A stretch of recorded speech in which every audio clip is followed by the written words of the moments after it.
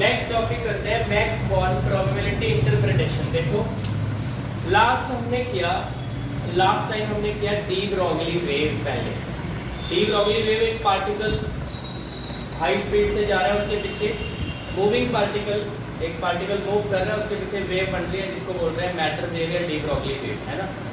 फिर उस पार्टिकल का हमने किया हाइजेनबर्ग प्रिंसिपल के उस पार्टिकल का पोजीशन और मोमेंटम दोनों इकट्ठे एक्यूरेटली हम पता नहीं कर सकते, दोनों में से कोई एक चीज एक टाइम पे पता कर सकते हैं, है ना। अब थर्ड है मैक्स बॉर्न प्रोबेबिलिटी इंटरप्रिटेशन, वो भी उसी के साथ लिंक है कि जो पार्टिकल मूव करके जा रहा है जिसके पीछे वेव बन रही है, अगर हमें उस रीजन में उस पार्टिकल को फाइंड करना है तो वो उसके एम्पलीट्यूड, जो वेव बनेगी ना, वेव के एम्पलीट्यूड के स्क्वायर पे डिपेंड करेगा, या वेव की जो इंटेंसिटी होगी उस पर डिपेंड करेगी probability of finding a particle. तो यही कहता है Max Born, according to Max Born probability of finding a particle, probability of finding a particle in the space is directly proportional to square of amplitude. Probability of finding a particle in the space is directly proportional to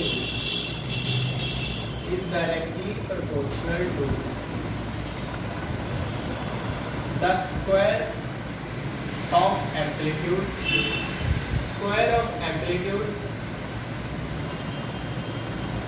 bracket में लिख देना, और intensity.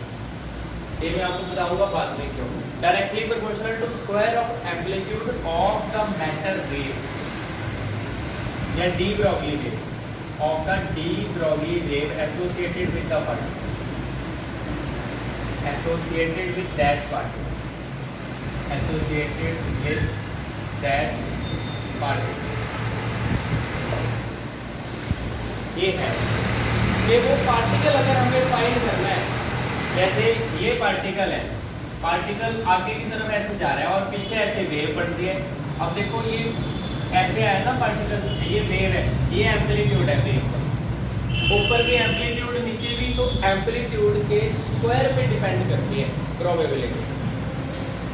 आप ऐसे कर लो, late कर लो ए हमारे पास क्या है amplitude, let A be the amplitude of matter wave या de Broglie wave.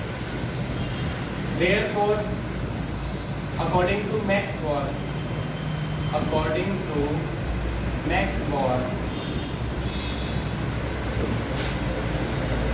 probability of finding particle is क्या होगी? प्रोबेबिलिटी डायरेक्टली प्रोपोर्शनल होगी एम्पलीट्यूड के स्क्वायर, एम्पलीट्यूड के स्क्वायर पे। एम्पलीट्यूड ए है हमारे पास, इसके स्क्वायर के डायरेक्टली प्रोपोर्शनल होगी, ठीक है। ऐसे लिख लो, एम्पलीट्यूड का स्क्वायर फिर ए लिखना,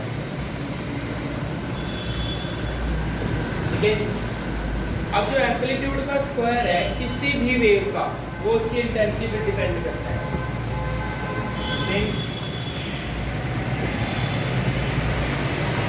Amplitude square is directly proportional to intensity of wave. Therefore, जो एम्पलीट्यूड का स्क्वायर है वो किस पे डिपेंड कर रहा है? आई पे। आप देखो प्रोबेबिलिटी किस पे डिपेंड कर रही है? एम्पलीट्यूड के स्क्वायर पे। आगे किसी भी वेव का एम्पलीट्यूड हो वो इंटेंसिटी पे डिपेंड करता है। एम्पलीट्यूड का स्क्वायर हमेशा इंटेंसिटी पे डिपेंड करता है। तो डायरेक्टली अगर मैं लिख दूं प्रोबेबिलिटी फिर किस पे डिपेंड करेगी? प्रोबेबिलिटी एम्पलीट्यूड के स्क्वायर पे डिपेंड करती है, एम्पलीट्यूड का स्क्वायर इंटेंसिटी पे डिपेंड कर रहा है, तो प्रोबेबिलिटी फिर किस पे डिपेंड कर रही है? इंटेंसिटी पे। तो ये सारी चीजें आप नोट करोगे। तो जो probability of finding a particle है वो एम्पलीट्यूड के स्क्वायर पे भी डिपेंड करेगी और इंटेंसिटी पे। समझ गए? ये है मैक्स बॉर्न प्रोबेबिलिटी इंटरप्रिटेशन। दो डेफिनेशन रह गई मैक्स बॉर्न वाले टॉपिक में, आपने करनी है। पहला, वेव फंक्शन या प्रोबेबिलिटी एम्पलीट्यूड क्या होता है? इसको साई से लिखते हैं, ये सिंबल का नाम है साई।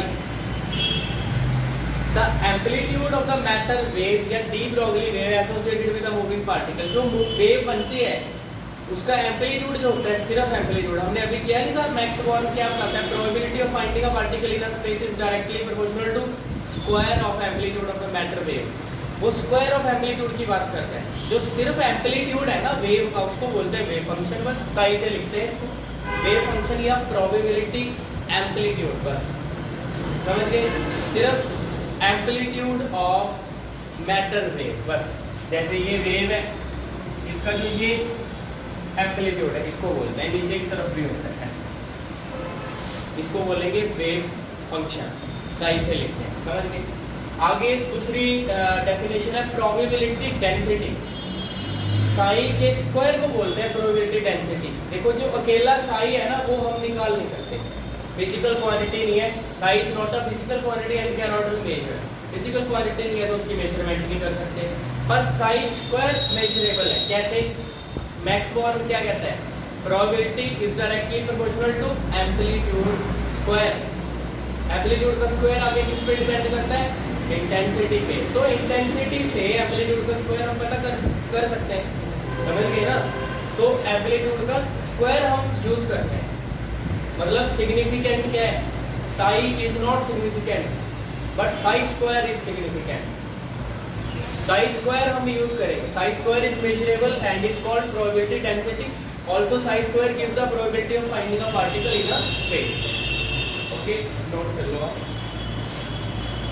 फर्स्ट न्यूमेरिकल करते हैं, calculate the frequency associated with a photon of energy 3.3 into 10⁻⁻20 joule. Actually photon की एनर्जी क्या होती है, E = h न्यू होता है। इससे फ्रीक्वेंसी फिर कितना आएगा, E/h। E हमारे पास है 3.3 10⁻⁻20 h 6.6 10⁻⁻34 33 2 0.5 into 10⁻14 फ्रीक्वेंसी आ गई। हर्ट्ज में या पर सेकेंड में लिखो, आप इसको ऐसे भी लिख सकते हो, 5 into 10⁻13 में हर्ट्ज कर दो, जैसे आपको कंफर्टेबल है। ये फ्रीक्वेंसी। सेकेंड न्यूमेरिकल करते हैं, calculate the photon energy in electron volt for radiation of wavelength 1 metre. Wavelength is 1 metre. Energy का फॉर्मूला E = h न्यू, और हमारे पास होता है, देखो एक रिलेशन है, C = lambda into new. New कैसे निकलेगा, C/λ। ये हमने क्यों लगाया है, क्योंकि लैम्डा गिवन है तो फॉर्मूले में करना चाहिए ना।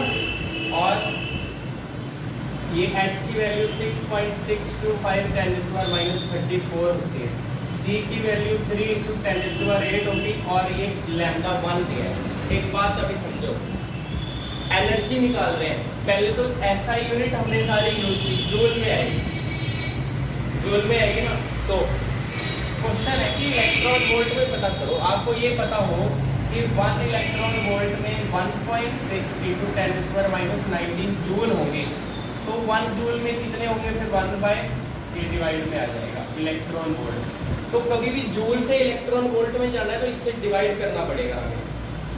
सो हम क्या करते हैं, 6.625 10⁻⁻34 3 into 10⁸ इसको डिवाइड करते हैं 1.6 10⁻⁻19, ये इलेक्ट्रॉन वोल्ट में कन्वर्ट होगा। हाँ जी, देखो ये मैं इधर 25 हटा देता हूँ, मैं कैलकुलेशन थोड़ी इजी करता हूँ। 16 का 64 होता है ना, ये 4.12 कुछ भी कर दो आप, क्योंकि वैसे 4 भी लिखा जा सकता है, ठीक है ना, क्योंकि 6.6 है मेरा 6.4 पे, 16 का 64, पर फिर भी मैंने 12 अपनी तरफ से एक्स्ट्रा कर दिया थोड़ा, फिर 3 से मल्टीप्लाई कर 12.36 into 10⁻, ये 18 इसमें से माइनस कर लो, आपको आंसर आ जाएगा -16, और ये 19 भी है ना, ऊपर जाके प्लस हो जाएगा 19, 3 आ गया 12, एक मिनट, सॉरी ये 8 है, 8 है सिर्फ, थोड़ा इसमें गलती हो गई, इसको दोबारा सॉल्व करो, 19 ऊपर जाके प्लस होगा, ये 27 माइनस 7 आएगा, इलेक्ट्रॉन वोल्ट, ये आंसर है। इतनी एनर्जी है फोटोन की इलेक्ट्रॉन वोल्ट में। Next numerical number third, numerical number 3 करते हैं। Calculate the momentum of photon of green light. Momentum पता करना है, मोमेंटम क्या होगा, मास इनटू वेलोसिटी। मोमेंटम फोटोन है ना, फोटोन की जो वेलोसिटी है वो ये लिखते हैं सी से, मास इनटू वेलोसिटी। क्या करेंगे, सी से मल्टीप्लाई, सी से डिवाइड, mc² E आ गया, एनर्जी बाय सी। एनर्जी को क्या कैसे लिख सकते हैं, E = h nu, h nu by C आ गया। अब हमारे पास सारी वैल्यू है, h की वैल्यू 6.625 10⁻⁴। फ्रीक्वेंसी गिवन है 6 × 10⁻14, सी भी गिवन है 3 × 10⁸, 3 2 6, इसको मल्टीप्लाई कर दो,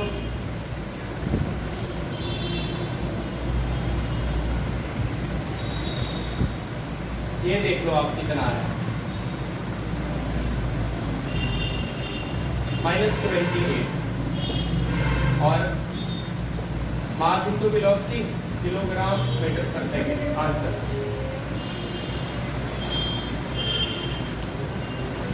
नेक्स्ट न्यूमेरिकल करते हैं, numerical number 4। A transmitter of 10 kilowatt is emitting radio waves of wavelength 500 metre. How many photons per second are emitted? How many photons per second are emitted by the transmitter? देखो power हमें कितनी given है, 10 kilowatt, 10⁻³ kilo की जगह ये मेरे पास आ गई power. Power क्या होती है, एनर्जी बाय टाइम। पावर हमारे पास कितनी है, 10⁻⁴। टाइम कितना है, पर सेकंड, हर एक सेकंड में पता करना है, time is 1 second, cross multiply की, एनर्जी आ गई 10⁻⁴ जूल्स। टोटल एनर्जी आ गई।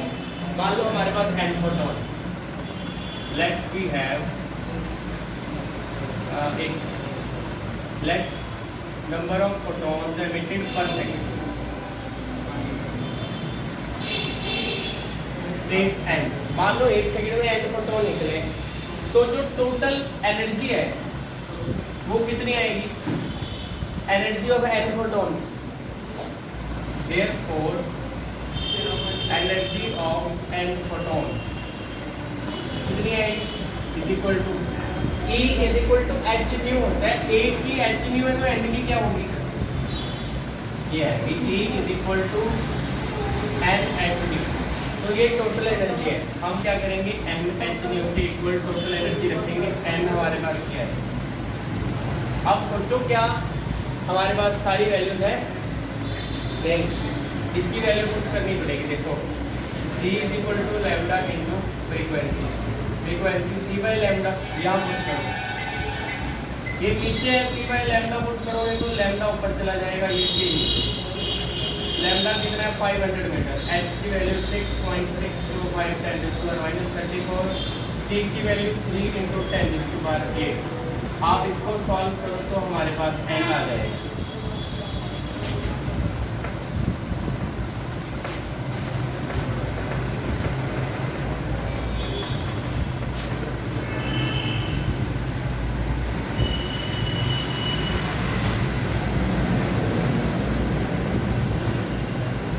को इससे मल्टीप्लाई करेंगे, ऊपर 10⁻⁶, 3 को इससे मल्टीप्लाई कर देंगे,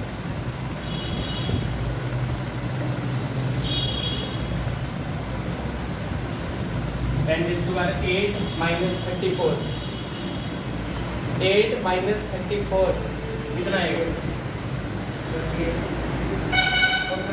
26, माइनस का 26, ऊपर जाके प्लस होगा, +26, ठीक है।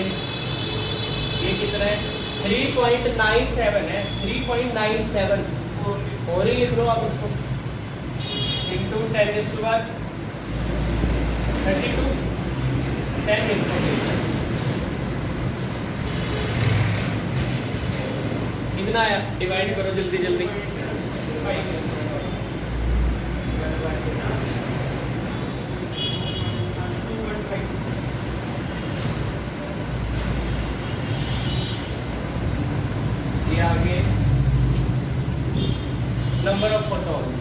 ये आंसर है, नोट कर लो आप। न्यूमेरिकल नंबर 5 करते हैं। Metal has threshold wavelength of 6400 angstrom. Angstrom 1 angstrom is equal to 10 raised to the minus 10 metre. Calculate the threshold frequency and work function. देखो सबसे पहले हमें ये बताया C is equal to lambda into nu होता है, बट अगर ये थ्रेशोल्ड है, ये भी थ्रेशोल्ड है, तो थ्रेशोल्ड फ्रीक्वेंसी आपके पास कितनी आ गई, C by lambda naught. C कितना है, 3 इंटू 10 raised to the, और ये थ्रेशोल्ड वेवलेंथ कितनी है, 6400 10 raised to the। देखो मेरे पास क्या मैं ऐसे लिख सकता हूँ इसको, ये पहले तो 2 जीरो इसको दी, ये 2 जीरो इसको दे दी, -8 है ना। तो अगर मैं यहाँ पे भी पॉइंट लगाना चाहूँ तो यहाँ पे ये -7 आ गया। ऐसा क्यों किया, अगर यहाँ पे 6 हो, 3 2s are 6 और 1/2 0.5, ये ऊपर जाके प्लस 15, बट समझो यहाँ पे क्या 3 2s are 6, 2 से बड़ा नंबर आ रहा है ना, तो ये 5 से छोटा आएगा। जैसे वैसे तो 0.5 भी आप लिख सकते हो, कोई प्रॉब्लम नहीं, पर क्योंकि 0.4 है, चलो हम मान लेते हैं कि ये 2 से बड़ा नंबर है नीचे, तो ये 5 से छोटा हो जाए, 0.47 कर दो बस। अगर ज़्यादा से ज़्यादा लिखना है इसको ऐसे लिख दो, 4.7 इंटू 10 raised to the 14 कर दो हर्ट्ज, आंसर ये आ गई थ्रेशोल्ड। ठीक है जी, एडजस्ट आपको करनी है, कैलकुलेशन इजी करनी है, मुश्किल नहीं करनी है। तो पहला तो हो गया, और क्या पूछा है, वर्क फंक्शन। वर्क फंक्शन क्या होता है हमारे पास, phi naught is equal to H nu naught, ये फॉर्मूला है, फाई नॉट होता है ना। अब हम डायरेक्ट भी लिख सकते हैं इसको, एच की वैल्यू 6.625 और न्यू नॉट भी हमें पता चल गया। वैसे डायरेक्ट लिख लो, एच की value 6.625 into 10 raised to the -34 और ये फ्रीक्वेंसी आ गई 4.7 10 raised to the 30। बस मल्टीप्लाई जरूर ये हमें करना पड़ेगा, बट एक मेरी बात समझो, वर्क फंक्शन एक एनर्जी है, हम ऐसा यूनिट्स यूज कर रहे हैं, अभी जूल में आएगा, हमें किस में पता करना है, इलेक्ट्रॉन वोल्ट में। कैसे पता करेंगे, ये 6.625 10 raised to the power manage करना 14 माइनस 20, इसको डिवाइड करना पड़ेगा 1.6 इंटू 10 raised to the -19 से इलेक्ट्रॉन वोल्ट में बचेगा। हम अप्रोक्सीमेट देखो, इसको अप्रोक्स 6.4 मान सकते हैं, 16 4 जा 64, 4 पे कैंसिल हो गया, 4 को इससे मल्टीप्लाई कर दो, 18.8 इंटू 10 raised to the, ये 92% प्लस -1, ये इसमें एडजस्ट कर दिया 1.88 इलेक्ट्रॉन वोल्ट अप्रोक्सीमेट। यहाँ पे आंसर है 1.94, मेरा आया 1.88, 0.04 का फर्क, 0.04, कोई प्रॉब्लम नहीं। क्वेश्चन नंबर 6 करते हैं। A photo sensitive material emits electron whose maximum velocity is 3 into 10 raised to the 7 meter per second। Calculate the stopping potential। देखो हमारे पास ये है half M we square, maximum kinetic energy हमेशा EV nought के equal आती है, और m के mass of electron 9.1 into 10 raised to the -31, ये 3 into 10 raised to the 7। Electron volt value लिख सकते हो आप, इस 1.6 into 10 raised to the, E की वैल्यू हमने लिख दी 1.6 into 10 raised to the -1.6 into 10 raised to the -19। इसको सॉल्व कर लो। हाँ जी, देखो ये वेलोसिटी का स्क्वायर है, वेलोसिटी का स्क्वायर जरूर करना है, सॉल्व करो इसको। 9.1 10⁻³ 3 3 सा 9।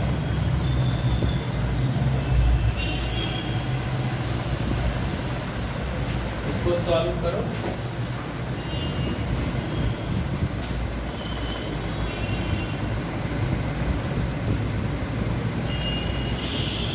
लाइन को इससे मल्टीप्लाई करो।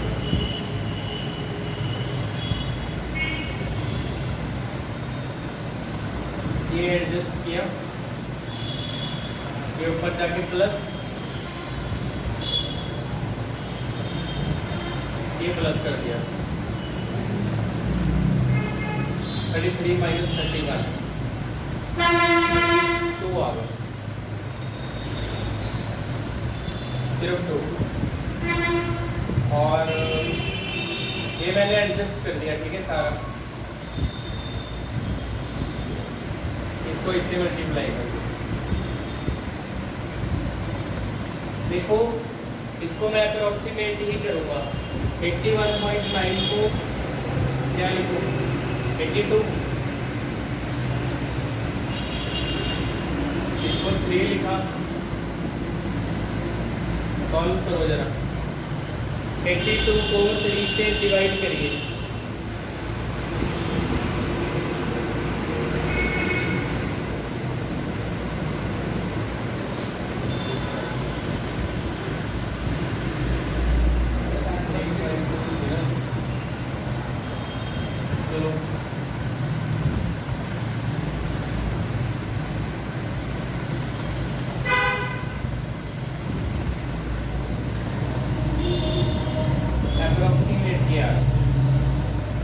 आंसर है अप्रोक्सीमेट।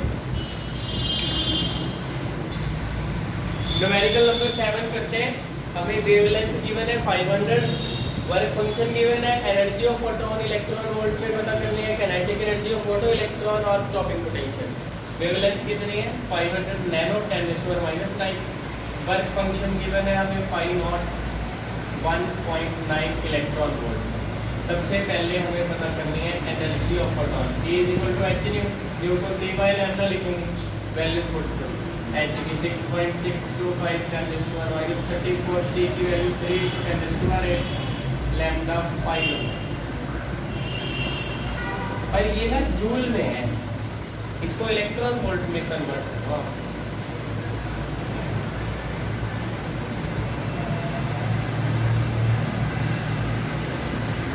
ये एडजस्ट कर लेते हैं। ये ऊपर जाके प्लस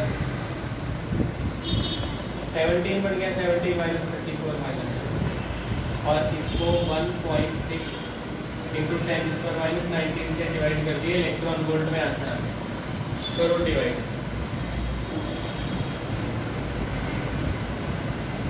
इसको वही बस 6.4 मान के चलूंगा।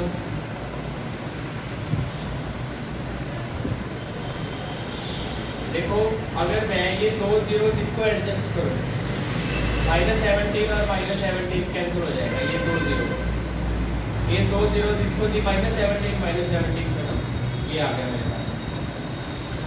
कितना आया?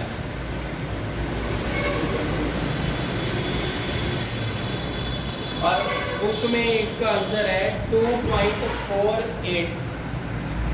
0.08 का फर्क है, 2.48 है हमारा, 2.4 है, ठीक है। तो ये एनर्जी आ फोटॉन की। दूसरा काइनेटिक एनर्जी पता करनी है according to Einstein photoelectric equation. According to Einstein photoelectric equation, क्या थी photoelectric equation? Half mv² = h nu minus h nought, है ना। h nu क्या है अभी बता किया, देखो E = h nu, ये एनर्जी है फोटॉन की, माइनस h nu नॉट क्या होता है? वर्क फंक्शन होता है h nu नॉट। अगर फॉर्मूला याद हो तो ये वर्क फंक्शन होता है। एनर्जी कितनी आई? 2.4। वर्क फंक्शन कितना है? 1.9। माइनस करके कितना आ गया? 0.5 इलेक्ट्रॉन वोल्ट।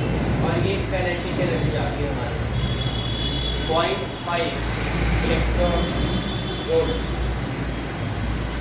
थर्ड क्या पूछा है हमें? Stopping potential. देखो ये फॉर्मूला लगेगा, हमें पता है हाफ एम वी स्क्वायर हम ई वी नॉट के इक्वल रख सकते हैं ना। और काइनेटिक एनर्जी अभी भी कितनी है? Half M we square 0.5 electron volt. E से ई कैंसल, वी नॉट कितना आ गया? 0.5 वोल्ट। स्टॉपिंग पोटेंशियल भी आ गया, काइनेटिक एनर्जी भी हो गई, टोटल एनर्जी ऑफ फोटोन भी हो गई। नोट कर सकते हो आप ये। क्वेश्चन नंबर 8 करते हैं। Light of wavelength 4000 angstrom 10⁻⁻10 metre, 4 × 10⁻⁻10। और इंटेंसिटी कितनी गिवन है हमें? 100 watt per metre square. Okay, incident on a plate of threshold frequency 5.5 10⁻14 hertz. Find the maximum kinetic energy of photoelectron emitted and the number of photons। हाँ जी, kinetic energy किस में आती है? देखो सबसे पहले सोचते हैं काइनेटिक एनर्जी किस रिलेशन में है। दो रिलेशन है, एक तो ये half M we square equal to H nu minus H nu naught, एक half M we square equal to E V naught. E V naught stopping potential तो पता ही है, ये हमें सारा पता है, ये हर एक चीज पता है, ठीक है ना। ये देखो काइनेटिक एनर्जी ये एच कॉमन ले लिया, ये हो गया। और एच ऐसे क्या मैं इसको ऐसे लिख सकता हूँ सी बाई लैम्डा। अब आप बताओ क्या नहीं पता इसको, क्या नहीं पता हमें? सब पता है, एच की वैल्यू पता है, सी पता है, लैम्डा की पता है, सब पता है। 6.625 10⁻⁻34, 3 × 10⁸, 4 × 10⁻⁻7।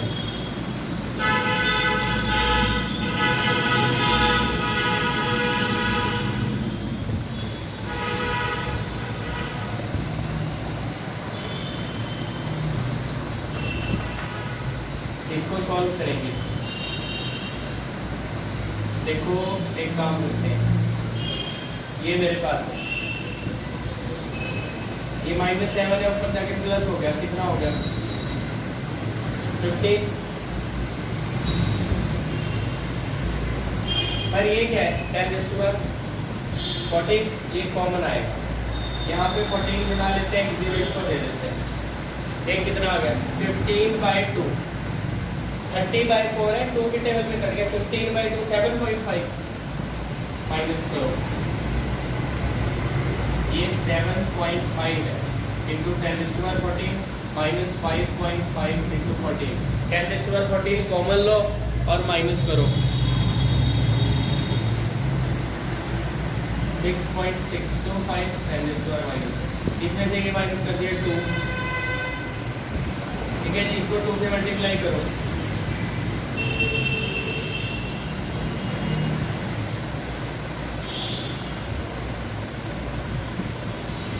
ये आ गया हमारे पास 13.25 10⁻⁻20 जूल में मैक्सिमम काइनेटिक एनर्जी। क्योंकि इलेक्ट्रॉन वोल्ट में इसने बोला नहीं तो हम बस जूल में ही पता करेंगे आंसर। और क्या पूछा है?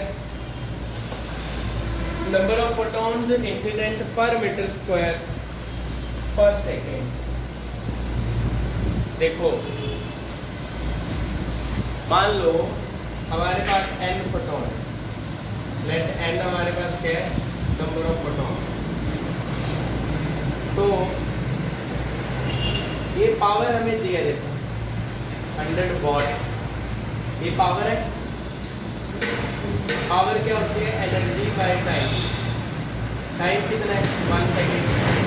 एनर्जी कितनी आ गई? 100 जूल, ठीक है। एक सारे फोटोन की एनर्जी आ गई। एक फोटोन की एनर्जी क्या होती है? H new. एन फोटोन की क्या होगी? N h nu. Number of photon कितने आ गए? 100/h न्यू, ठीक है। न्यू को कैसे लिखेंगे? C बाय, तो ओवरऑल ये आपके पास कितना आ गया? 100 λ/h3। सिर्फ वैल्यूज पुट करो आंसर आ जाएगा। Under lambda by H T, इसको सॉल्व करना है बस।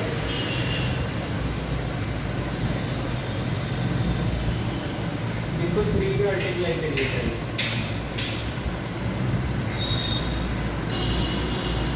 ये 2 माइनस 7 माइनस 5,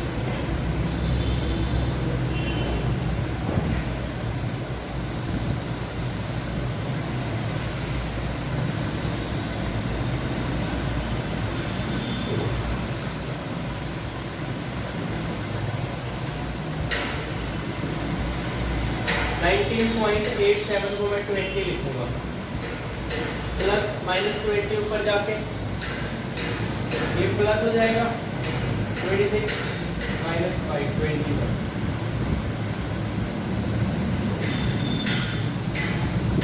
2 into 10⁻20, ये नंबर ऑफ फोटोन है, फोटोन। इसका आंसर है 2 into 10⁻20 है बुक में भी।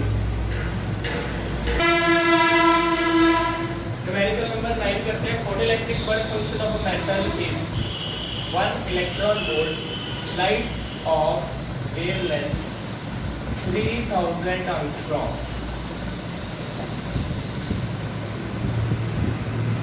falls on it, what is the velocity of the ejected photoelectron? देखो हम ये लगा सकते हैं half mv square is equal to h nu minus h nu nought. Actually h nu हम निकाल सकते हैं, फ्रीक्वेंसी को लिख दिया c बाय लैम्डा, और ये क्या है wave function, sorry work function. Work function हमें पता है, इसकी वैल्यू 1 इलेक्ट्रॉन वोल्ट। पहले ये निकाल लेंगे, देखो